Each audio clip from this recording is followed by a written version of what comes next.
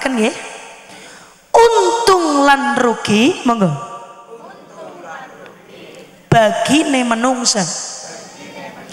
Ora ana sing ngerti kecuali hikmah Gusti Allah. Jadi tidak ada orang yang tahu untung dan rugi kecuali hikmahnya Allah. Jenengan akan tahu bahwa orang kehilangan motor itu beruntung setelah jenengan selesai nyicil motor, ternyata Allah berikan hikmah.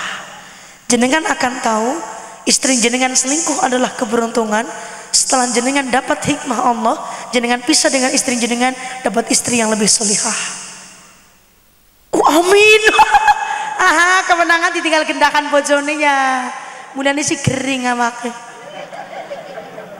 Tapi begitu memang Bapak Ibu, akan tahu nanti setelah Allah kirimkan hikmah. Selama ini kan kita salah kaprah, diberikan kesulitan oleh Allah, diberikan kesusahan oleh Allah, kita langsung marah dengan takdir Allah. Padahal bisa jadi masalah yang Allah berikan adalah syarat menuju keberuntungan yang akan Allah sampaikan. Dapat hikmah nanti setelah kita semua pelajari. Hikmah itu datang bukan sedek senyet. Sedek senyet pirsa mboten? Sedek senyet niku langsung, tidak langsung.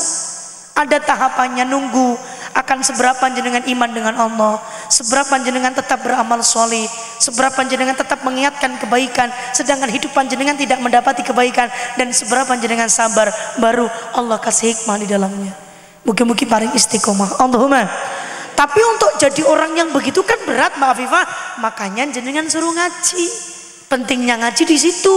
Dalam niki saya sampaikan bagaimana caranya supaya kolon jenengan jadi orang yang beriman, menjadi golongan orang yang beruntung. Sabda Rasul dalam kitab Nashaikhul Ibad, dalam nasihat beliau disampaikan ada 17 cara supaya bisa menjadi golongan orang yang beruntung. Mudah-mudahan diberikan waktu yang sedikit longgar oleh Allah. Kalau saya belum capek, saya nggak akan berhenti nge. Jadi kalau saya sudah berhenti berarti saya capek, mohon maaf nge.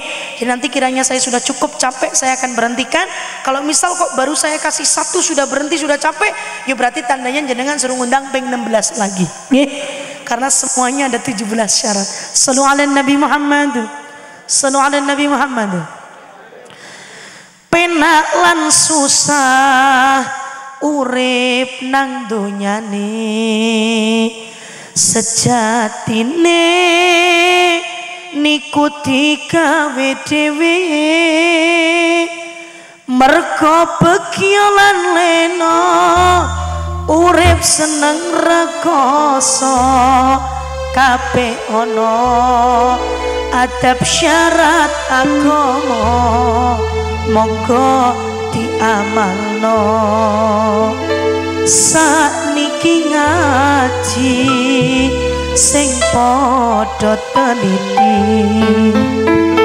kondur ngaji diamalno sami-sami,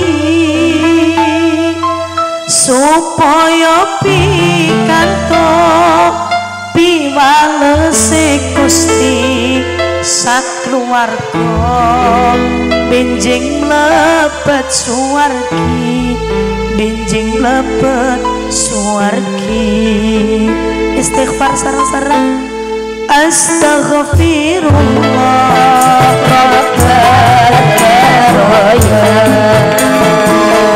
Astaghfirullah minal khotaya, Rabbi zidni ilma, wa wafiqni amalan salihah, Allahumma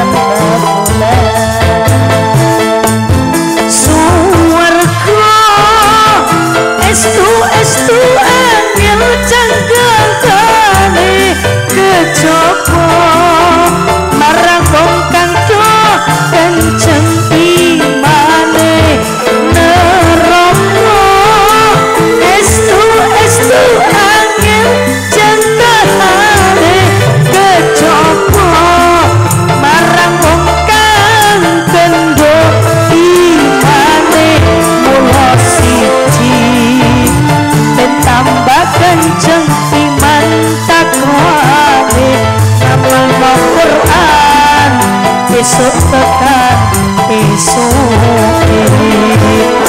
astagfirullah rabbana astagfirullah minal rabbi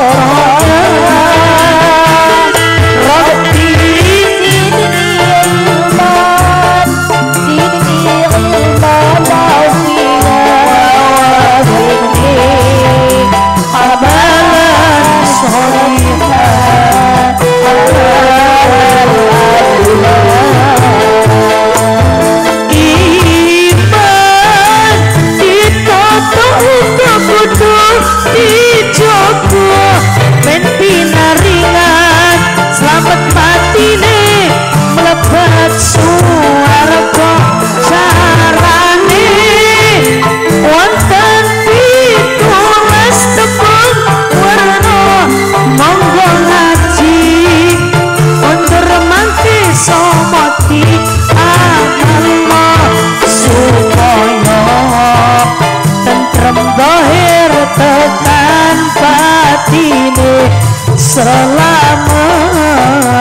dunia akhirat.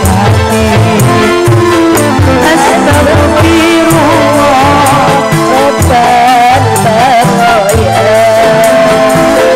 rabbal baraya astagfirullah minal khataya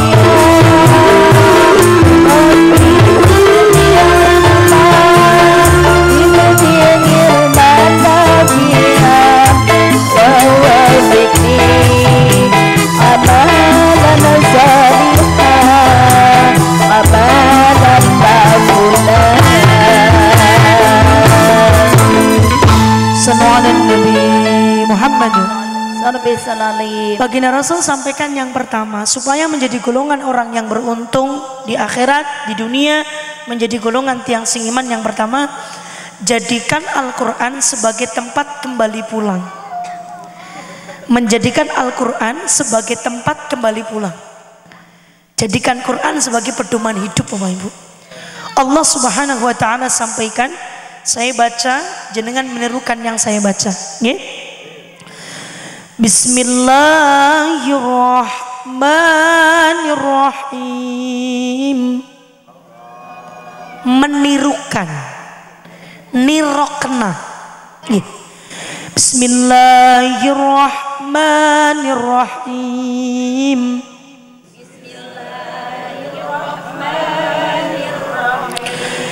Kitabun unzila ilaika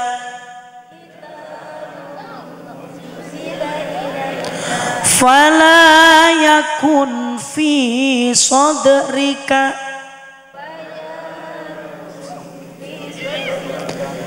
fala yakun fi sadrika harajum minhu litunzira bihi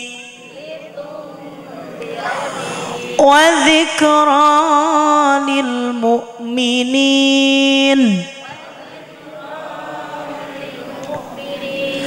ittabi'u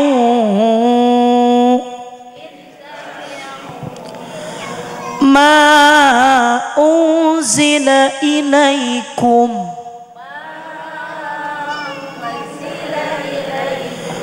mir rabbikum wala tattabi'u min dunihi awliya qalilan ma tadhakkarun.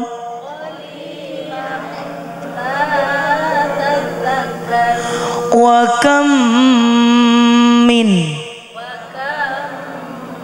qaryatin ahlaknaha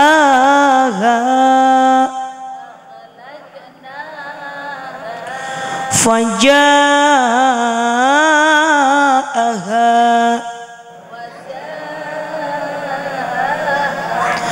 ba'suna bayatan auhum qailun. Shadaqallahul adzim. Ngendikanipun Allah Subhanahu wa taala ngoten, Pak. Al-Qur'an takduna kisebab ana perlune. Nek bahasa Sundane kepriwe nyong ora arti, bahasa Indonesiane aku menurunkan Al-Qur'an sebab ada perlunya, Pak. Ngendikane Allah. Ke Al-Qur'an tak ciptakna sebab ana perlune. Perlune nopo ya Allah? Perlune nggo maringi pedoman urip menungsa sing duweni fitrah kathah masalah. Niku ngendikanipun Allah. Jadi Quran diturunkan perlunya untuk apa? Untuk menjadi pegangan manusia, karena manusia punya fitrah bermasalah, punya banyak masalah. Jadi semua manusia punya fitrah bermasalah. Napa wonten tiyang mriki sing mboten nate duwe masalah? Ada. Orang yang hidupnya tidak pernah susah di sindang angin ada? Sini maju sini, tak kasih uang 10 juta sini. Kalau ada yang hidupnya tidak pernah susah, nggak mungkin ada. Semua orang alami susah karena fitrahnya manusia hidup pasti ngalami susah. Makanya Quran diadakan. Dan gamblang cetho ki bahasa Sundane apa? Jelas Allah Subhanahu wa taala sampaikan. Kalimatnya bagaimana? Saya baca lagi, jenengan tirukan lagi, nggih. Bismillahirrahmanirrahim.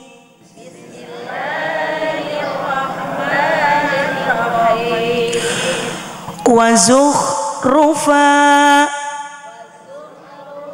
wa in kullu dzalika lamma mata'ul hayatid dunya wal akhirah inda rabbika lil muttaqin wa may ya'shu an dzikrir rahman nuqayyid lahu syaitana fahuwa lahu qarin wa innahum la yasuddunahum anis sabili wa yahsabuna annahum muhtadun. Shadaqallahul adzim. Ngendikanipun Allah teng surat Az-Zukhruf. Az-Zukhruf itu surat ke-43. Kalau yang tadi surat Al-A'raf ayatnya ayat 2, 3, 4. Kalau yang sekarang surat Az-Zukhruf ayatnya 35, 36, 37. Allah Subhanahu wa taala sampaikan. Nek mau teng Al-A'raf Allah sampaikan Quran diturunkan ada perlu. Ya ini untuk menjadi pedoman hidup manusia ketika mereka mengalami susah, kesulitan maupun kelancaran hidup. Datang Az-Zukhruf Allah sampaikan bahwa perbedaan orang hidup berpedoman Al-Quran dengan yang tidak. Perbedaannya di mana? Kalau orang hidup berpedoman Al-Quran, maka sekalipun petunjuk penyelesaian masalah itu masih jauh, seolah-olah petunjuknya sudah dekat. Tapi kalau orang jauh dengan Al-Quran, sekalipun petunjuk jalan keluar masalahnya itu sudah dekat, seolah-olah seperti masih jauh. Contoh, saya tanya kepada panjenengan, di dalam lubuk hati yang paling dalam, Bapak dan Ibu takut tidak dengan corona? enggak? Enggak takut. Pasti di dalam lubuk hati jenengan yang paling dalam enggak takut. Kalau jenengan takut, enggak mungkin jenengan datang ke sini. Gimana? Takut enggak, Pak? Enggak takut. Padahal di negara-negara lain, maaf, nopo malih sampai keluar malam-malam kumpul dengan orang banyak. Mau keluar rumah memeni kelambi mawon wedi. Gimana? Kok bisa begitu, Maafif? Karena mereka tidak punya Al-Quran. Maka walaupun petunjuknya sudah di depan mata, Pak, tidak kelihatan. Karena ditutupi oleh setan, kata Allah. Tapi orang yang punya pedoman Al-Quran, kelihatannya masih jauh ini obat virus corona bisa menyembuhkan. Tapi kita anggap sudah dekat. Kenapa? Iya karena Abu Dua, iya karena nasta'in. Orang obat sing mareke mari ya kuwi tulungane Gusti Allah. Dene ya oke wong padha mriyang maring rumah sakit orang malah mari malah modar. Wong mriyang orang maring rumah sakit malah awet nom awet umur gini mboten. Jadi mati hidup jenengan mriyang ya mati, orang mriyang ya mati. Ndak ada urusannya dengan corona. Sekarang orang Sumeng mati aja banyak. Ndak ada urusannya dengan corona. Gini mboten. Cuman wajib kita waspadai, wajib kita cegah, tidak boleh takut. Dan saya yakin hati nurani kita tidak takut. Bahkan tidak pernah jadi pemikiran saya sama sekali gitu loh. Orang pernah tak pikir, belas orang tak pikir. Teman-teman sampai pada gidro nyari masker beli, saya ndak. Emang ndak corona ya kalau tang putih-putih nggak ke masker kok. Kalau sedang ndak sama suami, oh resiko pengayu ngono Pak. Nek orang aku masker wae sing lirak-lirik melas bojoku ta. Jadi ndak tak pikir sama sekali. Yang lain harus apa pakai antiseptik, yang penting yang wis ikhtiar cuci tangan, bersih badan cukup. Mau ngopo ndak gidro lebay nek kula ngoten. Karena orangnya saya nggak mau ribet. Yang penting kita sudah waspada, kita sudah mencegah. Nggih Pak Bu nggih? Urusan nanti akan jadi bagaimana itu urusannya Allah. Mun dene kok pancen kudu kenang corona ya pancen wis takdire kaya ngono ora bisa ditolak. Gini Ramadan, mungkin yang tetap terhindar dari segala macam penyakit. Allahumma. Kenapa kok saya mantep Bapak Ibu? Karena Al-Quran sudah jamin hidup saya. Makanya saya mantep. Dulu ketika saya di pesantren ini lucu nih. Sing elek amo ditiru, sing apik ditiru nggih. Jadi dulu ketika saya di pesantren, ba'da subuh abah yai saya, mungkin panjenengan yang anaknya penyantri di pesantren, ada yang pernah mondok di tempat saya dulu mondok di Wonosobo. Al-Asyariyah Tahasus Al-Quran. Beliau Abah Fakih Muntaha, putra saking Mbah Yai Muntaha Al-Hafid, pengasuh pesantren Al-Asyariyah Kali Beber Wonosobo. Suatu ketika Abah niku khutbah ba'da subuh. Abah Fakih Muntaha khutbahnya bagaimana? Anak-anakku sekalian, siapapun di antara kalian yang ingin dijauhkan dari kefakiran, syaratnya hanya satu. Dari pagi sampai pagi amalkan Al-Quran. Jangan sampai kalian jauh dari Al-Quran. Mau hidup sepanjang apa terserah, mau melek semarak-maraknya terserah, mau makan sesuka hatimu terserah. Tapi tolong jangan lupa dalam pagi sampai pagi lagi, lisanmu, hatimu, pikiranmu jangan jauh dari Al-Quran. Nah, saya kan di pondok anak dalam Mbak. Anak dalam itu ya yang rewang-rewang Abah sama Bu Nyai. Nyucinya saya ya beda dengan yang lain. Nyucinya saya di sumurnya Abah, di sumurnya dalam. Saya ada anak dalam itu anak 3. Saya dengan 2 teman saya nyuci di sumur.